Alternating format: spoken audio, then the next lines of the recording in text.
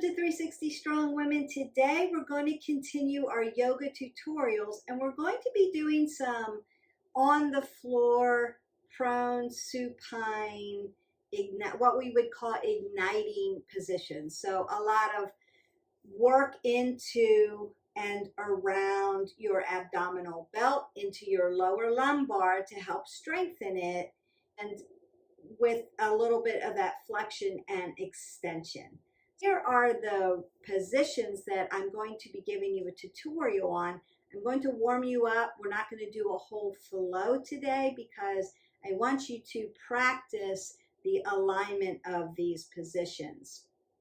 We're going to be working Locust and Superman, upward facing dog, Sphinx and Cobra, which I've gone over, but there's still a lot of flexion in that back, in that low back. So we want to make sure that you're doing that correctly. We're going to learn the camel pose, your bridge pose, your butterfly pose, or what we call Supta Baddha Konasana, and then your happy baby. Sometimes they call that dead bug. And I'm going to give you an option to do half stirrup. So that would be more of a yin, but we're going to give you options just in case you may not be able to reach both sides of your feet and keep your low back on the ground. So what I want you to do is make sure that you've got a mat, a block.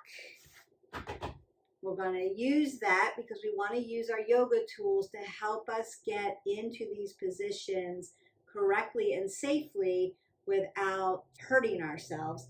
And then you'll want to have some water. And please always take in water when you need it. Don't wait for me to cue you for water. We're not going to be flowing fast today, but you'll still want to stay hydrated, right? 8 ounces of water. This is called the Igniting Series. If you have a low back issue, I want you to move very slowly on these. It's to help you get a stronger core and a stronger low back, and what we would call that QL. It sits back here against your back, but it's actually a deep abdominal muscle, and sometimes that feels very tight for people. And so these exercises are going to help strengthen and stimulate those areas. And sometimes when you already have a low back issue, it can be uncomfortable for you to use your blocks, and I want you to move very, very slowly. Let's go ahead and start in our child's pose, our balasana, and extend our spine, get grounded into the mat, and start our breathing. I'm going to have my big toes touch. My knees are going to go wide on the mat. I'm going to put my glutes right on my heels, extend my arms out into the air. If you haven't already liked, subscribed, and shared to our channel, push that button, and you can go into all of the yoga tutorials. We've already gone into our child's pose and embryo pose, but if you're not sure, go back and start at the beginning and do those, and then pop into this when we get there. It's going to really help you with alignment and give you options. Begin to breathe in and out. Take that big breath in. Exhale that all the way. Ha. As you ground down your hands, Hasta Bandha, hands lock. Tops of your feet into the mat, Pada Bandha, foot lock, and pull the pit of your belly in and up for Uddiyana Bandha, abdominal lock. Begin to breathe in and out through your nose. As you inhale, lengthen your fingers forward. As you exhale, draw your glutes close to your heels. So we have lengthening and strengthening through the spine, through your shoulders. Breathe in. Exhale out. One more breath in. Exhale out. And then leave your feet where they are and begin to walk your hands over to one side. Get that nice side body stretch. Continue your breath work. In through the nose, out through the nose. Big inhalations, big exhalations. Take your body back to center. Take a breath in, exhale out. And then work to the other side. Notice that I'm not moving my lower body. I'm just stretching all the way down my side body. Come back to center. Take a breath in. Open your mouth. Exhale it away. I'm going to slide into my tabletop for my cat-cow. And again, you can go into that tutorial to learn all of the alignment sequencing for this. Pull the pit of the belly in and up, hip width, elbows, wrist and shoulders in alignment, soft elbow joints, apple under the chin. I'm looking straight ahead. I'm never torquing my head. Take that nice cat-cow, so nice flexion in the back and then extension as I exhale it away. I'm going to take 4 or 5 cat-cows to my breath work.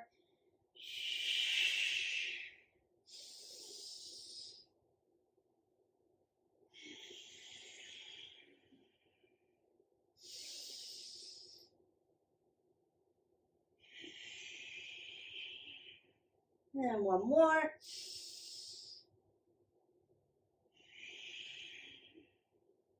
And we're going to pop up. I can take a downward facing dog and pedal out my legs. Hip width. Remember that there's space between my heels and the ground. If not, lengthen your body out. Sits bones comes to the ceiling. Inhale, rise up. Exhale, lower. And then walk your feet right up under you for your Uttanasana, your ragdoll. You can bend your knees as much as you need.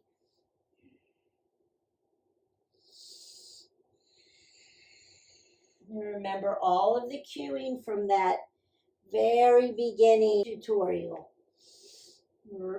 Pose, Balasana, cat-cow, downward facing dog, and ragdoll.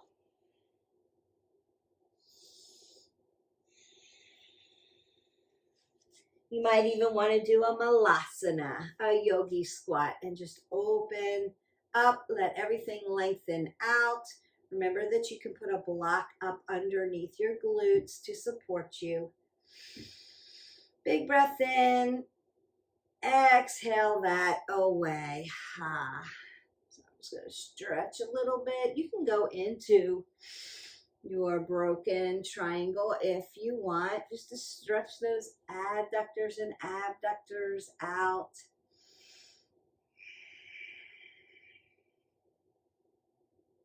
And then we're going to go ahead and sit down. And we're going to start with locust pose. Locust pose I'm going to do from the side. If you need a block, make sure that you have a block handy. I'm going to go over some cueing if you have low back issues and what to do. So we're going to be in a prone position. You're going to lay down on your stomach, prone, face down. Now, if you have a low back issue, we're going to tuck our toes under in toe stand. Stretch out those feet, feels good. And I'm going to leave them there first. I want to look straight down to my mat. And then I'm going to roll my arms back, palms down. And consider your hands are not just like hanging out there and your shoulders aren't dumping. You've rolled them back, stacked your scapula, apple under your chin. I've got the pit of my belly in and up. And then I'm going to pop my hands off the floor like I have little beach balls up underneath them.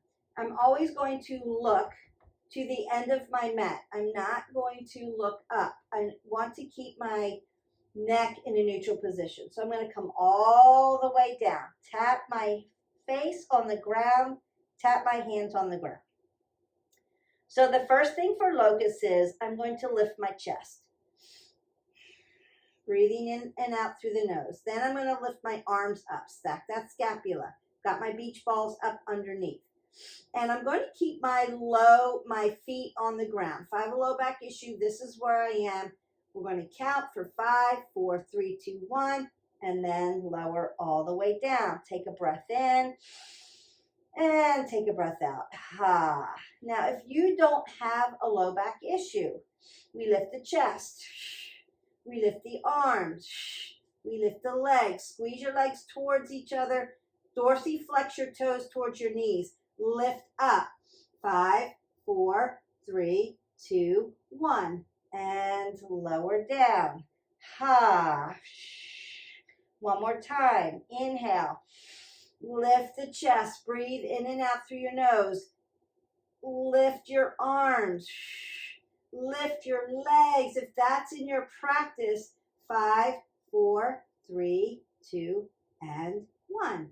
And lower all the way down. Now you can bend your knees here and take them side to side just to get a little rinse out.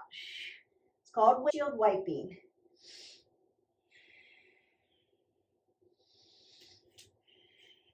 You can always, in between, come back to a child's pose and stretch it out. Remember that child's pose is lengthening pose, but it's also a recovery pose. So anytime during your yoga practice, anytime during your yoga flow, you can drop down into your child's pose, breathe through it, and then when you're ready to go again, just meet the instructor, meet me, or meet yourself where you left off. Perfectly good. It's actually good for you. It's courageous to drop down into that child's pose and breathe through and work at your pace. It's your practice. It's going to help you understand where my body's at today. Am I slowing it down? Am I picking it up? Consider not just flowing through and forgetting about how your body's feeling, what your body's doing. If you try to rush, you're going to miss cueing and alignment, and then you may have a risk for injury. Don't rush through your yoga practice. If you need child's pose in between other sequencing, take it. Really good for you. We're going to then continue that spinal flexion and extension by going through Sphinx, Cobra, and upward facing dog. Uniting sequences come into towards the end of your practice where you've already done a lot of sequencing, a lot of warriors, a lot of vinyasa. When we're getting down towards the end of the practice, so your back has really gotten stretched out. We are doing the tutorial, but you wouldn't do the sequencing until you got towards the end of your practice. So we just want to make sure you're warmed up. We're going to start in a Sphinx pose. You'll always have to do upward facing dog when you go through your vinyasa. Sometimes it's Sphinx, sometimes it's Cobra, sometimes it's upward facing dog. The way I like to do my first vinyasa is I like to do a Sphinx and then a Cobra and then upward facing dog. And that gives me time to really flex and extend into the back and really warm it up really well. So we have to know how to do all three in order to upward facing dog, and you may have to just work up to it. So Sphinx pose. Again, we're going to be in a prone position on the belly. I'm going to untuck my feet. Pada bandha, tops of the feet go into the mat, and I'm squeezing my legs together. Your legs aren't hanging out. And I see this a lot in yoga class. And I see it when we do Locust and floor bow. And the legs are opened up wide. Squeeze them together. Make them work. Center line of the body. Now my hip flexors and my low abs are on the mat and they're supported.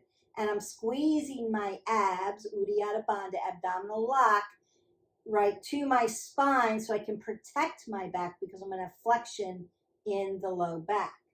Then I want to take my elbows right to my rib cage, and my hands are tight. So I'm going to spark my hands alive and awake, press them on the mat for Hasta Bandha, and my thumbs are actually going to touch. I'm looking to the end of the mat. Thumbs touch, and I look right to the end of the mat. So I'm not ever going to do this. I'm going to look right to the end of the mat. And then I'm just going to lift my chest up. My legs are firmly planted on the ground. I've grown roots through my quadriceps into the mat. I'm squeezing everything towards my mat as I lift up. I'm squeezing my abdominals and my spine together like they're one piece to keep it safe. You're just going to breathe through in your Sphinx pose, baby Cobra.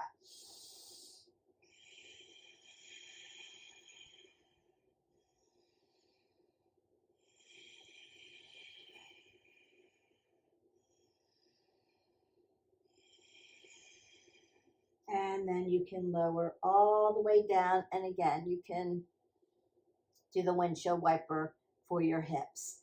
Sphinx pose. Looks like this from the front. Elbows tight to the rib cage, hands right in the front, spark down, press down. Look down at your mat, lift up. That's baby Cobra.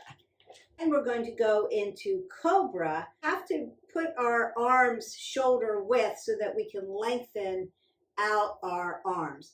We're not going to lock it in place. I'm not going to lock my elbow. My elbow's still going to stay soft. So what? I have oxygen coming through the body, but it's lengthened. I'm not here anymore. I'm going to be here in Cobra pose. So there's a little bit more flexion of the spine. My legs are still going to be laying grounded into the mat. We don't lift them up until we're an upward facing dog. Sphinx pose, Cobra. Hands go to shoulder width. My legs stay in the same position like I were in Sphinx. Grounded down. Pull everything in and up. And all I'm going to do is lengthen through. Now I'm looking straight ahead.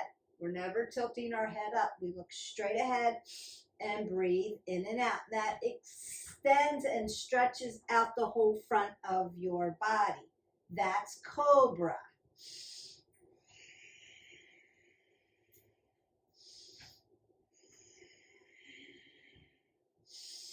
And then you can lay it down or you can push to downward facing dog. Sphinx, Cobra.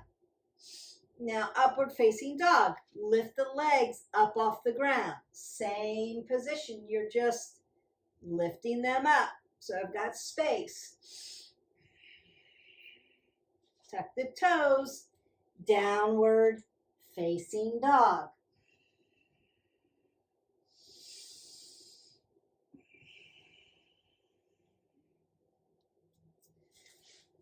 And that is baby Cobra or Sphinx, Cobra, and upward facing dog. And you can tell just by lengthening your arms and lengthening out the core, you're stretching the whole front of your body and you're working your low back. So strong abs, strong back, strong abs. It's a great way to add strength to your lower back and get it flexible enough. Work where you're at. If you need to start in Sphinx and be in Sphinx for a while until your back gets stronger, consider doing that.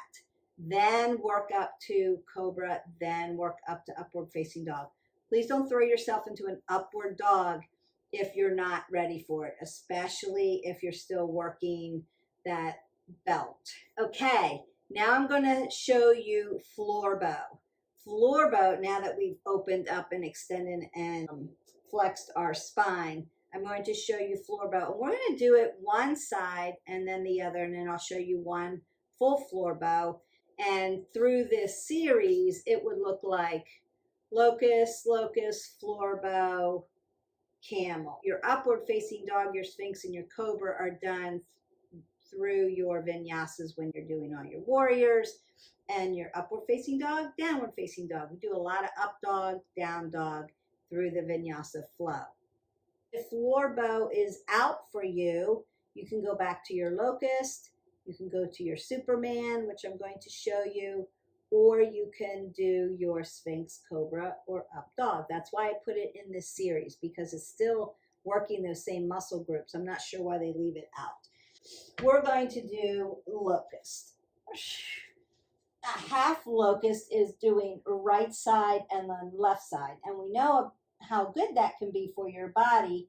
If you haven't already, there's a video in there called One Weight Workout, and we're working right side and left sides because you want to be able to know where you're imbalanced at, right? We're perfectly imperfect. So that's going to help us with our journey, with our fitness journey, and how to maybe strengthen the other side or find balances or find different ways to work one side to make it strong and keep it safe. I'm going to work on my left side because it's closest to you. Floor bow. My body's on the ground. I'm going to flex my feet back. Then I'm going to reach around and grab the inside of my ankle. So I've externally rotated at my shoulder. This would be one side. And then all I'm going to do is lift up.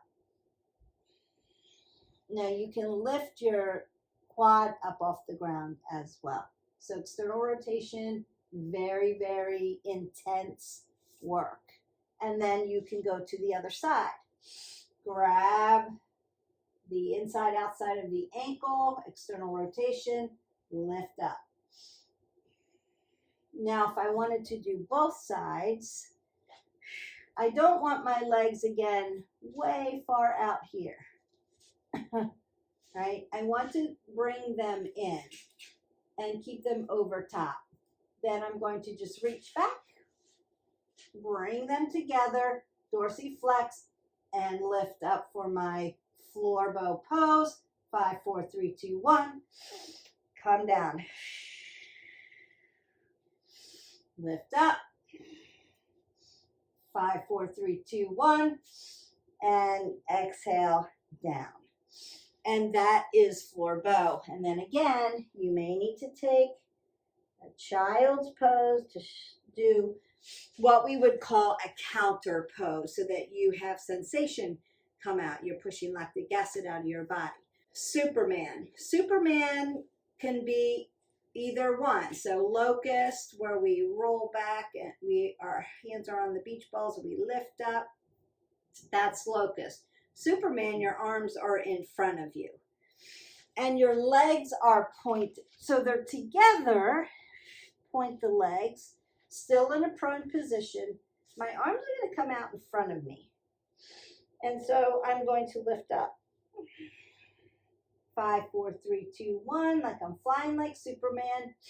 And then down. 5, 4, 3, 2, 1. Bring it down. And then one more. 5, 4, 3, 2, and 1. And then again, you can slide back to your child's pose. You can come up and do a nice cat-cow. And get extension of the spine. Good down dog. You can get extension of the spine that way. So we've done Locust, Superman, floor bow, Sphinx, Cobra, and upward facing dog. You are on your way to a very healthy, strong back and that whole lower abdominal band. Sitter. You don't want to do these poses over and over and over again. Let's not over stretch that area, especially if you're just trying to get it strong. You go through the sequence and then call it a day. When you're practicing a little bit at a time, maybe a couple of each once you're really warmed up, and then you're done. And wait it out for the next time again. All right, Camel is next. And Camel, we can do Hero's Pose if Camel is out for you. So I'm going to show you two things, and we're going to use a block. Hero's Pose is just tucking your toes under, sitting on your heels, upright. Pull the pit of your belly in and up, look straight out, apple under your chin, hands to heart center. You are in Hero's Pose. A lot of people, this hurts them being on their toes like that or crushing down on your feet. So you can put a block up underneath of you sit on your block. It takes the pressure off. Sitting nice and tall. Now you're in hero's pose without all of this pressure on your feet. So you can do it that way. That's a great way to do hero's pose. If camel is out for you, my suggestion is always go to hero's pose. It's fine. If you want to learn camel, there's a couple different ways to do it. What I normally see with camel is too much leaning back and hurting your quad tendon. We don't want to lean back. We want to lift our chest and push our hips forward. Consider a block right between your legs. Sit upright. So my hips and my knees are in alignment. And all I'm going to do is roll my shoulders back and thrust my chest forward, thrusting my hips forward. So it's a heart opener. Then bring your hands to heart center. Or if you need support for your low back, put your hands on your low back and push your hips forward. Now, a lot of people finally get to tapping their heels. Find my heel, tapping their heels down. Push your hips forward. Open up your chest. That would be more of an advanced move. Put the block between your legs. Squeeze your legs. Then, if you need to protect your low back, you're pushing your hips over your knees. Remember the alignment. Hips stack over knees. And then you're just opening this up. A heart opener. So if I were doing, I'm going to open up my chest. Open it up. And so in camel, you're on your knees and you're doing that. What do I do if my mat is a nice yoga mat? It's nice and sticky and it's thin and it hurts my knees to be here. No problem. Take your mat. I see this all the time. I do this. Roll your mat up. Give yourself extra cushion to do your camel. And again, if you can't get your hips pushing over your knees like this is your camel, then do your hero's pose. That's my consideration for that. Otherwise, you're going to hurt your quad tendon because you're leaning back too much. Placement on camel is the most important thing. Start with hero's pose. Then once you do, work to your camel. Put your block between your knees. Squeeze your legs and push your hips over your knees. And as soon as I put my hands here on my back, I've externally rotated my shoulder and I'm pushing my hips are over my knees. You see that, right? Pull this in and up. My chest automatically opens up. I'm already in a heart opener. I don't have to do anything crazy to get into, and I don't have to lean way back and hurt my quadriceps, especially my quad tendon that attaches onto my knee. Now I have a knee issue. That's the key to camel. Next one is bridge. We're almost to the end.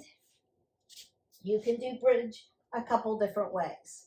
If you need assistance for your bridge, take your block and put it right up under your hips. All good. Lay your hips right there. There's enough pressure that it's going to open up that low back and feel really good. Now, what do we want to do? Alignment. We want to make sure I'm in hip width. So I'm just going to raise my knees, put two fists between, and drop them down. My knees and my ankles are stacked. Always, always, always. My shoulders and my hips are aligned. I'm going to roll my shoulders back. Apple under the chin. And then I can make my robot arms. Squeeze my arms tight to my rib cage and spark my fingers open. Now I'm in assisted bridge. And you're working this band. Abs and back, back and abs. Abs and low back, low lumbar and abs. So you're working that. I'm going to squeeze my shoulder blades together. What we call stacking the shoulders.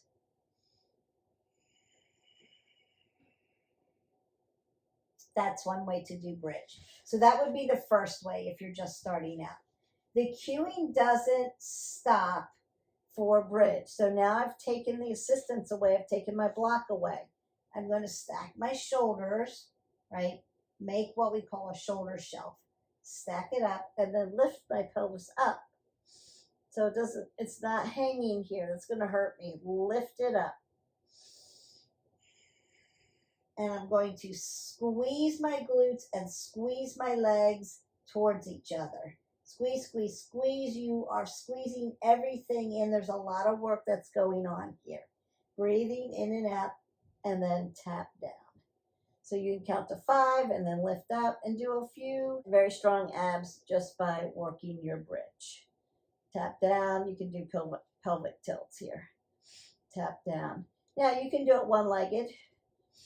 Also, if you want a little bit more, bring one leg down, lift up, still in bridge, bring one leg down, lift up, still in bridge, still working a lot of stuff. Strong abs, strong back, strong back, strong abs. Bridge, pelvic tilts, planks, really the best thing for your lower back if you're trying to strengthen it. From bridge, now you can make a shoulder shelf and tuck your arms up under. If you want to make a shoulder bind and also work shoulders, you can do that. Make sure your alignment is perfect. Release and then release down. And you can bring your knees to your chest if you need to. Just open that up. Last two.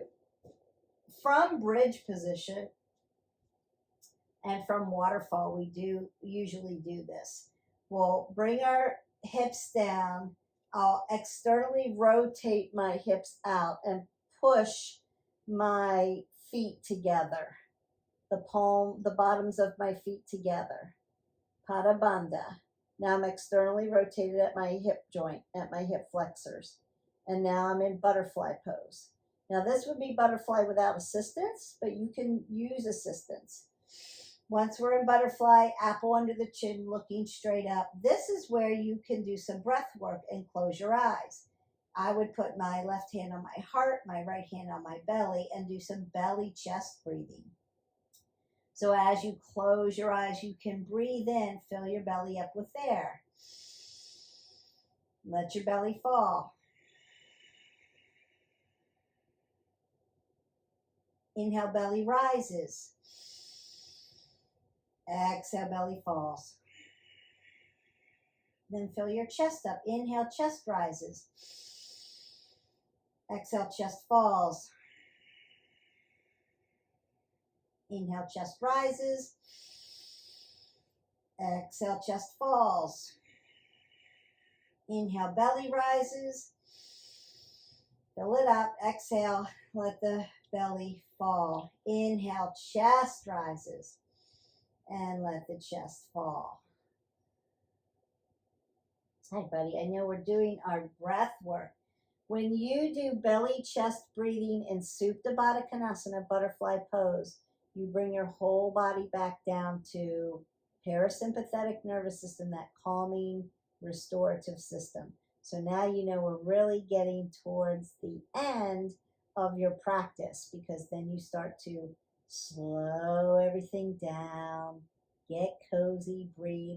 From here, you might want to do a waterfall before you drop into your Shavasana. Butterfly pose is one of my favorite poses. And if you need a little bit more, do it assisted. Put a block up under your hips, just like we did bridge. And then find your butterfly pose.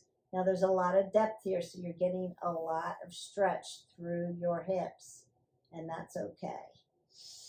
If it doesn't feel right, take it out. But if you need a little bit more, this is the way to do it. And then you're just going to breathe in and out. When you're ready, bring your feet back to center. Take your block out. And then you can, stretch into your Shavasana. We have one last pose. And you can do butterfly. Butterfly is just a supine child's pose, if you didn't know. you're in a prone position, you're in child's pose, you're just doing butterfly on your face. If you're on your back and you're in butterfly, you're just doing child pose on your back. So that those two are symbiotic and they're restorative poses. So when you need a restorative pose and you don't want to flip over to child's pose because everyone in the class is working on their back, butterfly, you're good, right? Take your restorative poses when you need it. Last one, we want to keep our low back in the mat. Our feet are hip width, so 2 fists between my knees, drop them down. My hip flexor follows my knee, follows my ankle. My low back is in the mat. Now, if you can only do one side at a time, it's called half stirrup. I'm just going to lift my leg up, dorsiflex my foot, grab the outside of my foot, and then drive my knee into my side body and stretch it. If you can do both sides, it's called happy baby or dead bug. And you're just going to drive your knee into your side body, keeping the low back on the mat. The key here is to keep your low back in the mat and not lift it up. Lifting your low back up is going to hurt you. Drive it down and keep it here. Now, some people like to rock their baby. That's okay. If you have a spinal issue, curvature in the spine or thinning of the spine, and it doesn't feel good to rock on it, stay static. It's okay. You can stay here. Then when you're done, legs come down. Tap your knees in for a counter pose just to get some release. And then you can stretch out into your deep and final rest, your Shavasana. And we will get to that when we get to the end of the tutorials and we get more into restorative and how do you end your practice. Consider that the end is important. You want to save time for it. It's not just laying there. A lot of people think they're wasting their time and they'll try to get up out of a class, out of a Shavasana. Most yoga studios don't allow you to get up during a Shavasana because it's disruptive. I would say do the Shavasana as much as you can. Your body needs to start to restore itself after all of that work. And so it's really an important part of the ending of your class and the restoration of the class kind of resets you for the day. And we'll go through that when we get to the very end. We still have hip openers. We can throw in some abdominals for this, and then we will get into waterfall and Shavasana, that deep and final rest, and how do you then end your practice. So those are coming. We wanted to do igniting today. It's just mat work. It's flexion and extension of the spine, mostly working around the abdominal band, making your back strong and your abs strong at the same time. Use the block. Use the modifications where you need them and work up towards it. Superman, floor bow, Sphinx, Cobra, upward facing dog, Camel hero's pose, pick one, bridge, butterfly. Use that deep belly and breath breathing. But that's a great way to then start to close your practice up and start to bring yourself down and get into those restorative poses. And that's your igniting yoga tutorial for today. I hope that you enjoyed it. Don't forget to hydrate your body. If you need to stretch more, get into your child's pose and stretch out your spine a little bit more, or do a rag doll, roll up, roll the shoulders, elbows, take that big breath, big up. Do a side body stretch, feels good, and then just close it out. Continue to practice and then start putting them into practice. There's a lot of yoga flows in our playlist. Just dive into some of those flows. I will see you for the next video. Don't forget to live your life 360. We'll see you next time. Bye-bye.